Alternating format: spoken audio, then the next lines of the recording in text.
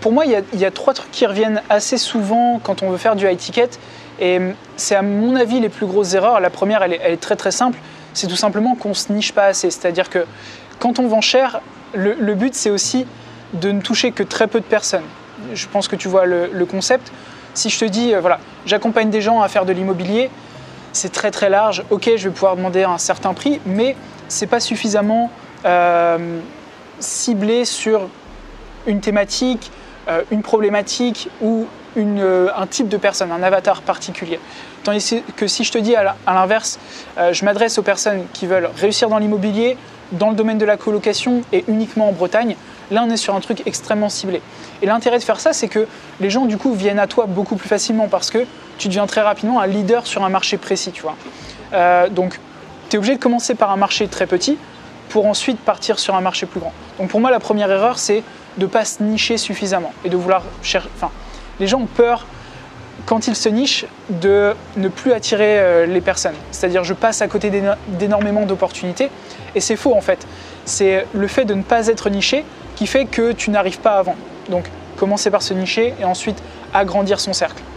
Ensuite, deuxième erreur, je dirais que c'est vouloir demander trop cher trop vite. C'est-à-dire que pour des personnes qui commencent et qui n'ont pas encore une très très forte expertise, je connais des personnes qui vont demander 5 000 € pour une page de vente en copywriting alors que c'est la première qu'ils vont rédiger. Tout simplement parce qu'ils ont mal compris le concept du high ticket. Le high ticket, c'est, pour moi, ça correspond à haute valeur ajoutée. C'est-à-dire que tu dois être capable de délivrer un service qui est extrêmement poussé, qui est parfait, quoi. On demande cher pour une raison, c'est parce qu'on sait ce qu'on fait, on est capable de délivrer une certaine confiance au client, tu vois, on a la certitude que ça va apporter des résultats. On s'adresse à des personnes qui sont capables de payer pour, mais il faut être capable de délivrer aussi. Donc pour moi, c'est un peu ça le deuxième truc. Et il y a un petit peu deux choses là-dedans, c'est demander trop vite, trop cher, mais à l'inverse, pour ceux qui ont déjà une expertise, ne pas demander assez cher pour ce qu'on sait faire. Si on a une vraie expertise, il faut accepter de demander cher. Et il y a beaucoup de gens qui n'osent pas le faire parce qu'ils n'ont pas été élevés dans une famille ou peu importe, dans des conditions qui leur permettaient de demander cher ou d'être autour de choses qui valent cher. Tu vois. Par exemple, on dit souvent qu'on devient un bon vendeur quand on devient aussi un bon acheteur. Donc si tu es capable d'apprécier acheter des choses chères, tu pourras beaucoup plus facilement vendre des choses chères. Tu vois le principe ? Donc il y a autour de ça plein d'autres choses. Le fait d'investir en soi, de comprendre qu'on mérite finalement l'argent qu'on va demander, etc. Donc ça, c'est un petit peu le deuxième concept. Et après, le troisième pour moi, c'est reposer beaucoup trop sur la partie organique. On le sait, quand on vend du high ticket, c'est hyper important d'augmenter la proximité avec les gens. Plus tu es proche des gens, plus tu vas pouvoir vendre cher. Si je dois te vendre un produit à 10 000 €, ça va être difficile de le faire au travers d'une simple page de vente, tu vois.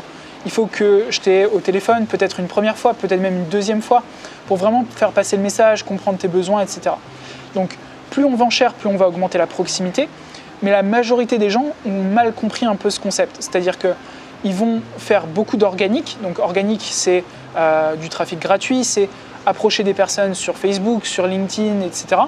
Donc créer une vraie relation de proximité, ce qui est OK, mais ils ne reposent que sur ça. Ils n'ont aucun moyen finalement de faire venir les gens à eux par un système automatisé et mesurable.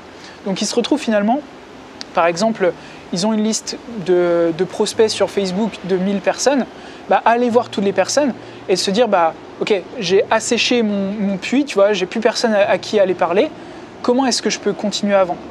Et du coup, la problématique que ça pose, c'est pourquoi est-ce que tu n'as pas mis en place des systèmes qui amènent des gens dans ton écosystème, qui comprennent ce que tu fais, à qui tu délivres de la valeur, qui voient ton autorité et qui, en fait, sont les vendeurs pour toi et de ne pas avoir besoin de le faire manuellement, quoi.